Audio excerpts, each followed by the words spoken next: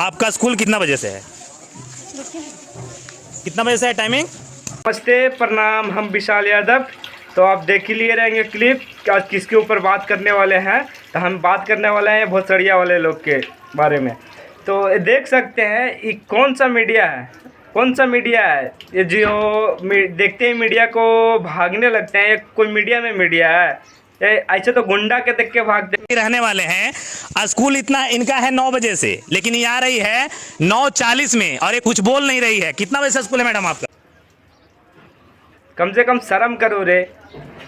ऐसा ही मतलब कि ऐसा ही मीडिया वाले को तुम तो बदनाम करके रख दिए हो रे। मतलब जैसा मन हो वैसा निकल गए।